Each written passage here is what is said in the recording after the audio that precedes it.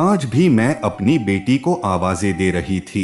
सुबह के 10 बज चुके थे, पर अभी तक मेरी चंदा नहीं जागी थी। मैं आजकल उसकी वजह से बहुत परेशान थी। उसने स्कूल जाना भी छोड़ दिया था। मुझे लगता था जैसे मेरी बेटी पर किसी भूत या प्रेत का साया हो गया है। इससे पहले वह हमेशा मेरे पास सोया करती थी। कुछ दिनों से वह अलग कमरे में सो रही थी, बल्कि कुछ महीनों से मुझे लगता था कि मेरी बेटी मुझसे कुछ छुपा रही है। मैं सुबह भी जब उसका दरवाजा बजाती तो वो दरवाजा बहुत देर से खोलती और घबराई हुई होती। आज भी मैं उसका दरवाजा बजा बजा कर थक गई थी। अब की बार जो मैंने आवाज दी तो उसने मरमरी की आवाज निकाली। दरवाजा खोला तो चेहरे पर अजीब से भाव थे और बहुत परेशान से लग रही थी। मेरी नजर जब बेटी के पाँव पर पड़ी तो मैं चौंक गई थी। वह बड़े अजीब से तरीके से खड़ी थी, जैसे वह किसी तकलीफ में गिरफ्तार हो। आज काफी समय के बाद मेरी ननद उर्मिला भी हमारे घर आई थी। उनकी शादी को 30 साल हो गए थे। अभी तक उनका मायका आना जाना वैसे का वैसा ही था। मुझे डर था कि कहीं मेरी बेटी उनके सामने ना आ जाए, और अगर इसी हालत में आ गई तो मेरी ननद जरूर कोई ना कोई बात करेगी। उसे तो बस बात करने का बहाना चाहिए होता है। तभी मेरी ननद ने पीछे से आवाज दी, अरे रुचिका, तुम्हारी बेटी सामने नहीं आ रही, क्या बात है? मैं कितना वक्त हो गया अपनी भतीजी से नहीं मिली। वह खुद ही मेरे पास आकर खड़ी हो गई। तभी मेरी बेटी थोड़ी और घबरा गई। मैंने उसे बाहर आने का कहा तो लंगड़ा कर चलने लगी। यह देखते ही मेरी ननद ने मुंह पर हाथ रख लिया। अरे रुचिका बहन, इतनी सी उम्र में ऐसा क्या हुआ कि आपकी बेटी लंगड़ा कर चल रही है? भगवान ना करें कहीं अपाहिज तो नहीं हो गई। मेरी ननंद की बात सुनकर मेरा कलेजा कट गया। वह हमेशा अपनी बेटियों पर इतराती थी, ऐसे ही दूसरों की बेटियों पर भी बात किया करती थी। मैंने कहा, उर्मिला बहन, ऐसी कोई बात नहीं है। आज मेरी बेटी की तबीयत कुछ ठीक नहीं लग रही। भगवान का शुक्र है मेरे बच्चों में कोई ऐसी बीमारी नहीं है। मेरी ननद ने चारों तरफ आंखें घुमाकर मेरी बेटी को शातिर निगाहों से देखा, जैसे वह उसकी इस हालत पर खुश हो रही हो। मैंने बेटी के कमरे का दरवाजा बंद कर दिया। उसे कहा कि जाकर तैयार होकर बाहर आए। फिर काफी देर गुजर गई। जब मेरी बेटी कमरे से बाहर ना आई तो मजबूरन मुझे ही उसके कमरे में जाना पड़ा।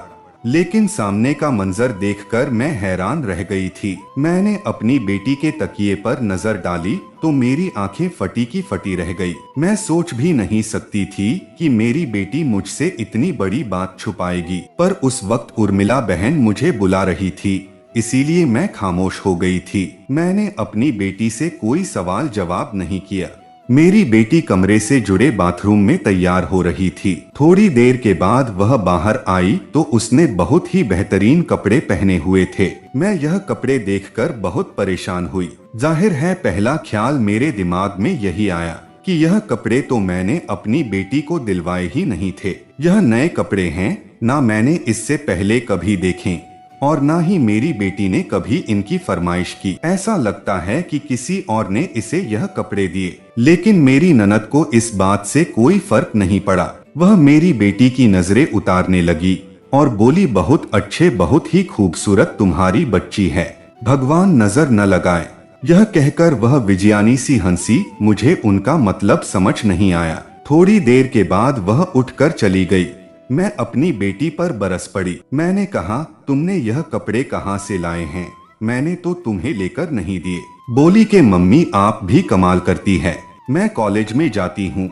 मेरी एक सहेली बहुत अमीर है। मैंने आपको मीनाक्षी के बारे में बताया तो था। पिछले दिनों मेरे जन्मदिन पर उसने मुझे यह कपड़े तोहफे में दिए हैं। अच्छा, तुम मुझे बता तो देती। मैं अगर उर्मिला बहन के सामने तुमसे पूछ लेती तो क्या होता? तब मेरी बेटी ने मुझे टूटते हुए कहा, मम्मी, उर्मिला बुआ इतनी बुरी भी नहीं है जितनी कि आपने बना रखी है। वह हमारी सभी मुश्किल हालात को समझती है। मैं अपनी बेटी की बातें सुनकर और गुस्सा नहीं करना चाहती थी। खामोशी से अपने कामों में बिजी हो गई। लेकिन फिर एक अजीब किस्सा हुआ। उस दिन मेरी बेटी ने कॉलेज जाने की बात नहीं की, बल्कि घर पर ही रही। कहने लगी कि आज मैं बहुत थक गई हूँ, आराम करना चाहती हूँ।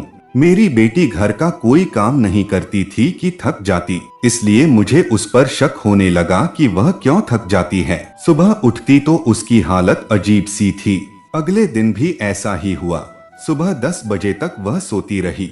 हालांकि मेरी बेटी जब कॉलेज जाया करती थी तो सुबह के 5 बजे ही जाग जाती थी, पर अब तो उसने अपने हालात ही बदल लिए थे।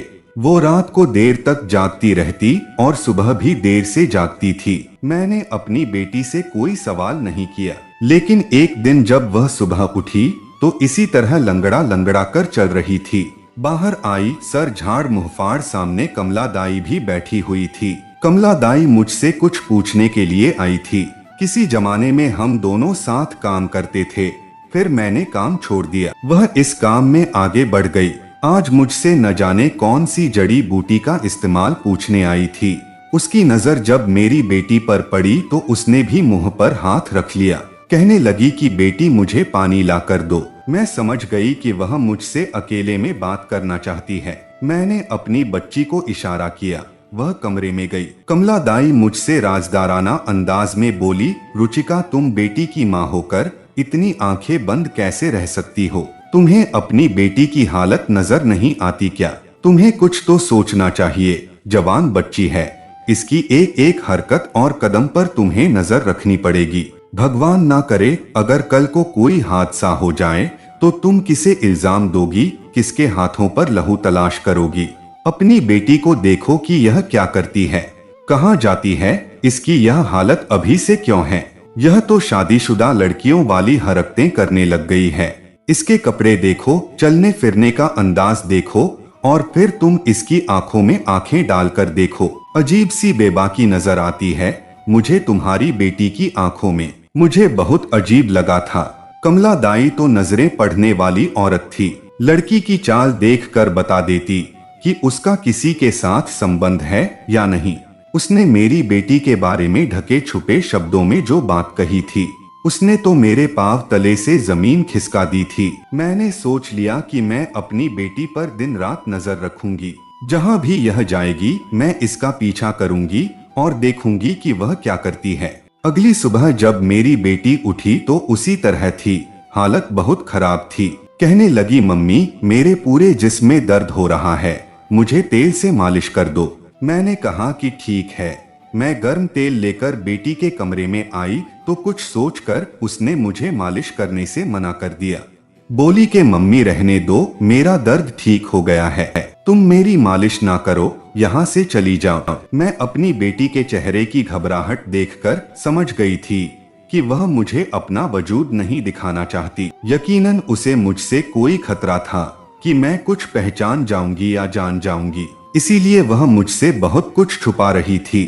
पर मेरी बेटी तो गैर शादीशुदा थी, ना ही उसका किसी के साथ कोई संबंध था। फिर ऐसा कैसे हो सकता था कि वह शादीशुदा औरतों वाली हरकत कर रही थी? मुझे कमला दाई की बात याद आ गई कि तुम अपनी बेटी पर नजर रखो। मैंने कहा कि आज मैं तुम्हारे कमरे में ही सोऊंगी, इसलिए तुम कमरे के दरवाजे को खुला रखना। मेरी बात सुनकर उसने मुंह बना लिया और बोली कि ठीक है। लेकिन जैसे ही मैं 1-2 घंटे के बाद अपने काम पूरे करके वापस बेटी के कमरे में आई तो देखा उसने अंदर से दरवाजा को बंद कर रखा था। मुझे बहुत हैरत हुई थी। मुझे गुस्सा भी आया। मैं दरवाजा बजाने लगी पर वह सो गई थी। उसने दरवाजा नहीं खोला। अब तो गुस्से से मेरा बुरा हाल था और शक भी अलग हो रहा था। कोई जवान बेटी बिना वजह अपने कमरे का दरवाजा बंद करे तो माँ बाप उसके बारे में कैसे अच्छा सोच सकते हैं। खैर, मैं अपने कामों में तो बिजी हो गई थी, पर सुबह मेरी बेटी की फिर वही हालत थी। मैंने कहा कि आज मैं तुम्हारे कॉलेज में साथ चलूंगी। मेरी बेटी ने कुछ समय से कॉलेज जाने के लिए भी 1-2 बजे का टाइम बांधे हुई थी। पहले की तरह वह सुबह उठकर नहीं जाती थी, बल्कि शाम वाली क्लास में जाती थी। उसकी यह बात भी मुझे पसंद नहीं आई थी और ना ही उसकी वजह समझ में आई थी। मैंने सोच लिया कि रात को अपनी बेटी के कमरे में सोने से अच्छा है कि मैं सबसे पहले कॉलेज तक उसका पीछा करूं। क्या पता वह कॉलेज में पढ़ने जाती भी है या फिर मुझसे झूठ बोलती है। उसी दिन मैंने फैसला कर लिया अपनी बेटी का पीछा करने का। 1-2 बजे जब वह घर से चेहरे पर दुपट्टा बांधकर निकली तो मैंने भी एक काली चादर खुद पर लपेट ली और उसके पीछे पीछे चल पड़ी। मेरी बेटी मेरे ख्याल में कहीं और जा रही थी, कॉलेज का रास्ता तो कहीं और था। फिर बेटी ने छोटे से रिक्शे को रोका, उसको पैसे दिए और रिक्शे में बैठकर कॉलेज के लिए चल पड़ी। मैं हैरान हो गई कि मेरी बेटी के पास इतने पैसे कहां से आ गए कि वह रिक्शे वाले को भी पैसे दे रही है, जबकि मैंने तो कभी उसे कोई रकम नहीं दी थी कि वह अपने ऊपर खर्च करे। आज तो मेरी बेटी ने अच्छा जोड़ा भी पहन रखा था और रिक्शे वाले को भी पैसे दिए थे। मजबूरन उसके साथ ही मुझे भी एक रिक्शा रोकना पड़ा। मैं उस पर बैठी, वह हमारे जानने वाले थे। मैं पैसे लेकर घर से नहीं निकली थी, उसने मुझे मुफ्त में ही बेटी के कॉलेज तक पहुंचा दिया। ईश्वर का यह तो शुक्र था कि मेरी बेटी कॉलेज में ही गई थी, उसके अलावा वह और कहीं नहीं गई थी। कॉलेज के आगे उसने रिक्शा रोका और अंदर चली गई। मैं भी उसके पीछे पीछे गई। मैंने देखा कि वह अपनी क्लास में जा रही थी। मुझे हैरत हुई थी। मैंने सोचा कि चलो यहाँ तक तो मुझे कुछ नहीं मिला, हो सकता है कि अपनी बेटी के अध्यापिका से कोई बात करूं तो वह मुझे कोई ना कोई इशारा दे दे। मैं प्रिंसिपल साहब के कमरे के पास ही मौजूद स्टाफ रूम में गई। वहाँ पर एक ही अध्यापिका बैठी हुई थी जिसका नाम वंदना था। मैं उसे काफी समय से जानती थी। मैंने उससे पूछा, क्या आप अभी भी चांदनी को पढ़ाती हैं? कहने लगी कि नहीं, चांदनी पहले सुबह वाली शिफ्ट में पढ़ती थी तो मैं उसको पढ़ाती थी, पर अब वो शाम वाली शिफ्ट में पढ़ती है, इसलिए मैं उससे बात ही नहीं कर पाती। पर मैं आपको कुछ बताना चाहती हूँ। मेरे कान खड़े हो गए। मैंने कहा, मैं कुछ सुनने के लिए ही तो कॉलेज में आई हूँ। जानना चाहती हूँ कि मेरी बेटी किसी अनचाही हरकत या फिर किसी लड़के के चक्कर में तो नहीं पड़ी है। आप मेरी बेटी को बहुत अच्छे से जानती है। मैं यह बात किसी और से नहीं कर सकती क्योंकि अपनी बेटी की ही इज्जत का मसला है। मेरी बेटी ने ऐसी कोई हरकत नहीं की, मगर फिर भी मैं बेटी की माँ, मुझे बहुत फिक्र है। चाहती हूँ कि अपनी बेटी के बारे में हर तरह की जानकारी रखूं। आप बताइए, आप मेरी बेटी के बारे में क्या जानती हैं? मेरी बात पर वह फिक्रमंद हो गई। कहने लगी, मैं आपको सिर्फ एक ही बात बता सकती हूँ। आपकी बेटी कॉलेज में तो ऐसी कोई हरकत नहीं करती, लेकिन कुछ समय से उसमें अजीब से बदलाव आने लगे हैं। उसकी आंखों में अक्सर नींद सवार रहती है। ऐसा लगता है कि वह रात को घर से सोकर नहीं आती। लंगड़ा कर चलती है। कहती है कि मेरे पूरे जिस्म में दर्द हो रहा है, बीमार हूँ, छुट्टी दे दे। लेकिन उससे पहले आपकी बेटी बहुत ही जिम्मेदारी से कॉलेज आती थी, पढ़ती थी और घर भी जाती थी। जहाँ तक बात है कॉलेज की, हमारा कॉलेज के रूल बहुत सख्त है। हम बच्चियों को बाहर जाने की इजाजत भी नहीं देते। अगर कोई बच्ची बगैर बताए कॉलेज में आना छोड़ दे तो हम उसके माँ बाप को उसी दिन खबर करते हैं कि आज आपकी बेटी कॉलेज में नहीं आई। पर यही तो मैं कह रही हूँ कि आपकी बच्ची कॉलेज में ऐसी कोई हरकत नहीं करती जिस पर आपको परेशान होना पड़े। लेकिन आपको उसे घर में देखना चाहिए कि वह घर में क्या करती है, कैसे रहती है। और हाँ, रात को आप उसके कमरे में उसके साथ ही सोया करें। मुझे ऐसा लगता है कि वह रात को सोती नहीं है। क्या आप अपनी बेटी के साथ उसके कमरे में सोती है? मैंने नहीं में सर हिला दिया। नहीं जी, मेरी बेटी का कमरा तो अलग है। अब वह कहती है कि मैं बड़ी हो गई हूँ, मेरी चीजें रखनी होती है, मुझे जिसके लिए मैं अलग कमरे में सोना चाहती हूँ, तो हमने उसे अलग कमरा दे दिया है। मेरी बात सुनकर वंदना मैडम ने अपना सर पकड़ लिया और बोली, बहन, इस उम्र में बच्चियों को अलग कमरे नहीं देते, उनके साथ साथ रहा जाता है। उनकी एक एक हरकत पर नजर रखी जाती है ताकि कहीं वह अपने माँ बाप की इज्जत को मिट्टी में ना मिला दे। मैं उसकी बात सुनकर कांप कर रह गई थी। मैंने अपनी बेटी के बारे में तहकीकात पूरी कर ली थी, पर यहाँ से जो मुझे चांदनी की अध्यापिका ने बताया था वह भी काबिल यकीन था। मुझे वह तकिए वाला मंजर याद आने लगा जिस सुबह मैंने अपनी बेटी के कमरे का दरवाजा खोला था। वहाँ पर 500 के नोट पड़े हुए थे, पर उस वक्त भी मुझे समझ नहीं आया था कि मेरी बेटी के पास इतने सारे पैसे कहाँ से आए। हालांकि मैं तो घर में उसे 100 रुपए भी नहीं देती थी, पर अब वह खुद ब खुद पैसे वाली लगी थी। खैर मैं घर आई तो मेरे दिमाग में बहुत सारे सवालात उभर चुके थे। मैं सोचने लगी थी कि आखिर मेरी बेटी ने कहां से यह पैसे लाए, वह किन कामों में लगी हुई है, लेकिन मैं उससे ये बात सीधे सीधे नहीं कर सकती थी। खैर से रात का वक्त गुजरा। सुबह आई तो मेरी बेटी की फिर वही हालत देखकर मैंने पक्का इरादा कर लिया कि क्या आज पूरा दिन अपनी बेटी के साथ रहूंगी और रात को भी उसके साथ उसके कमरे में ही सोऊंगी। फिर मैंने ऐसा ही किया। मैं अपनी बेटी के कॉलेज से आने के बाद सारे काम करके फ्री हो चुकी थी। मैं उसके कमरे में बहाने से चली गई। मैंने सोचा कि आज बेटी के कमरे की सफाई करूंगी ताकि मुझे कोई ना कोई और भी इशारा मिल सके। मैं जैसे ही उसके कमरे में गई, मेरी बेटी चौंक कर मुझे देखने लगी और बोली, क्या बात है मम्मी, आपको कुछ जरूरत है? मैंने कहा, जरूरत तो नहीं, पर तुम्हारे कमरे काफी दिन हो गए मैंने सफाई नहीं की, मैं सफाई करना चाहती हूँ। चांदनी उठकर खड़ी हो गई, बोली, मम्मी क्या आप इन कामों के लिए रह गई है? आप सफाई करेंगी मेरे कमरे की? आप बैठे, मैं सफाई करती हूँ, आपके सामने ही करूँगी। अगर आपको लगता है कि मैं अपना कमरा गंदा छोड़ दूंगी तो ऐसा हरगिज नहीं है। यह कहकर चांदनी ने मेरे हाथ से झाड़ू ले लिया, मुझे बेड पर बैठा दिया और खुद झाड़ू पोछा करने लगी। मेरी नजरें चांदनी के कमरे पर ही थी। मैं चारों तरफ देख रही थी। मुझे नए नए कपड़े नजर आ रहे थे। मैंने चांदनी की अलमारी खोली। चांदनी फौरन चौंक कर मेरे पास आई और बोली, मम्मी क्या चाहिए? मैंने उसे झटक दिया और कहा, यह तुमने क्या मम्मी मम्मी लगा रखी है? मेरी बेटी का कमरा है, क्या मैं देख नहीं सकती कि इसमें क्या क्या है? मैंने अलमारी खोली तो उसमें भी नए नए कपड़े लटक रहे थे। कपड़े देखकर मेरे होश उड़ गए। मुझे चांदनी की अध्यापिका की बात याद आ गई, जिसने कहा था कि आपकी बेटी की तो कोई सहेली ही नहीं है। कपड़े देना तो दूर की बात, वह किसी से बात तक नहीं करती। आजकल वह बहुत खामोश रहती है। जन्मदिन वाली बात भी झूठी थी। मेरी बेटी ने मुझसे कहा था कि उसे कपड़े उसकी किसी सहेली ने दिए हैं, लेकिन ऐसा कुछ भी नहीं था। यहाँ आकर मुझे पता चला था कि मेरी बेटी मुझसे झूठ बोल रही थी। मेरी बेटी ने तकिए के नीचे फिर भी कुछ छुपा रखा था। मैंने तकिया उठाया तो उसमें मेकअप की चीजें थी। बेटी के चेहरे का रंग उड़ने लगा। मैंने पूछा, यह सब कहाँ से आया? तो बोली, मम्मी आप गुस्सा करेंगी, दरअसल मैं ट्यूशन पढ़ाती हूँ, बच्चों से पैसे ले लेती हूँ तो इस तरह की चीजें लाती हूँ, और यह सब कपड़े तो मैंने पुराने लिए हैं।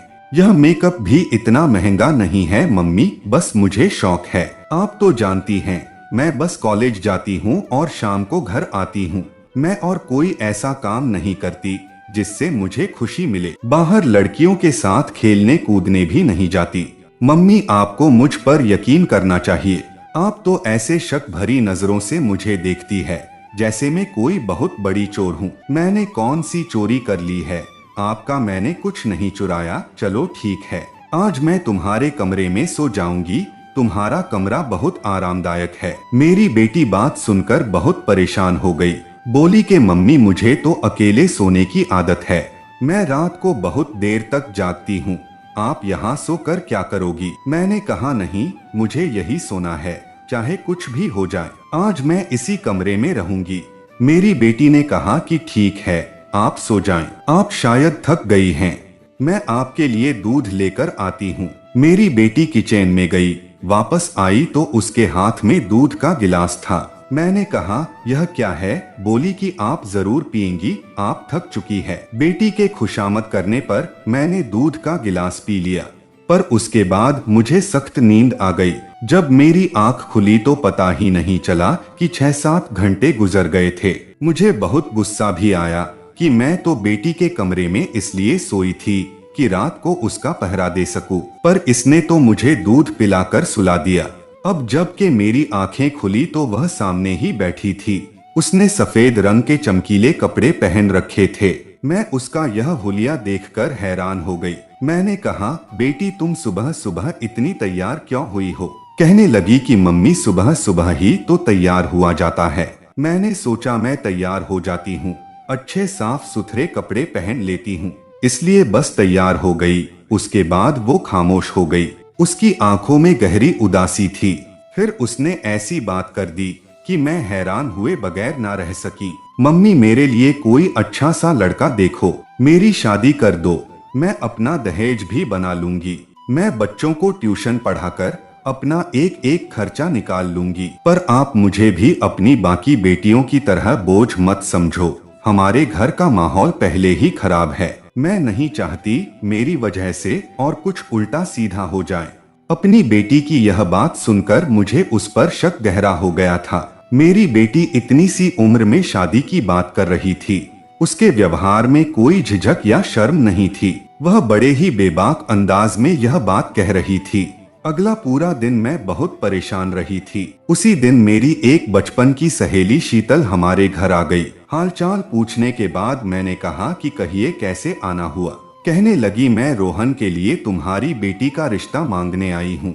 मैंने कहा, तुम होश में तो हो? रोहन तुम्हारा बेटा तो किस कदर गंदे काम करता है और तुम चाहती हो कि मैं अपनी बेटी की शादी रोहन से कर दूं। अपनी सहेली के बारे में बताती चलूं। इन्होंने जब शादी की तो वह एक ऐसे घर में ब्याह कर गई थी जिनका नाच गाने का काम था। वो लोग हमेशा से नाच गाने से खाते थे। मेरी सहेली ने कहा था कि अब मेरी खातिर मेरा पति यह काम छोड़ देगा। शादी के कुछ दिन बाद पता चला कि शीतल के पति ने फिर से यह काम शुरू कर दिया है और अब शीतल को भी अपने साथ काम में मिला लिया है। यह सुनकर हमें बहुत तकलीफ हुई थी। मैं तो शीतल से वास्ता मतलब भी नहीं रखना चाहती थी, पर फिर भी शीतल ने कुछ ना कुछ करके मुझसे दोस्ती का रिश्ता बनाए रखा। हमारे घर आती जाती रहती थी और अब वह अपने बेटे रोहन का रिश्ता मेरी बेटी के लिए लेकर आई थी। मुझे बहुत अजीब सा लगा था। इससे पहले शीतल की हिम्मत नहीं होती थी कि वह हमारे घर का रिश्ता मांगे, लेकिन आज वह किस जुर्रत से मेरे ही घर की दहलीज पर खड़ी मुझसे ललकार कर मेरी बेटी का रिश्ता मांग रही थी। मैंने पूछा कि तुम यह सब क्यों कह रही हो? कहने लगी कि इसलिए कि तुम्हारी बेटी भी हम जैसी ही है। वह हमारे साथ काम करती है और मैं उसे हर रात लेकर जाती हूँ। वह घंटों घुंघरू बांधकर नाचती है। तुम्हें क्या लगता है कि मैं तुम्हें ऐसे ही बख्श दूंगी? मैंने तुमसे अपना पूरा बदला ले लिया है। याद है मेरी शादी के शुरू के दिनों में तुम मुझे नाच गाने वाली और न जाने कैसे कैसे शब्दों से पुकारती थी। अब पता चला कि जब अपने से मोहब्बत करने वाले लोग किसी ऐसे काम से जुड़े होते हैं जो कि समाज में सही नजरों से स्वीकार नहीं किया जाता, तो इंसान को कितना दुख होता है। मुझे भी हुआ था जब तुमने मेरी शादी का विरोध किया था। अब चुपचाप करके अपनी बेटी का रिश्ता रोहन को दे दो, वरना तुम्हारे लिए बहुत बुरा हो जाएगा। जिंदगी में कभी भी सर उठाकर जी नहीं सकोगी। मेरा रोहन अब तो तुम्हारी बेटी को स्वीकार कर लेगा, बाद में नहीं। यह सुनकर मुझे पछतावा, बेबसी, न जाने क्या क्या महसूस हुआ था, पर अब मेरे पास शीतल की बात मानने के अलावा और कोई चारा नहीं था, क्योंकि जब अपनी ही बेटियां दागदार निकले तो इंसान दूसरों का गिरेबान नहीं पकड़ सकता। तो दोस्तों, ये कहानी आप लोगों को कैसी लगी है, कमेंट करके आप लोग जरूर बताइएगा।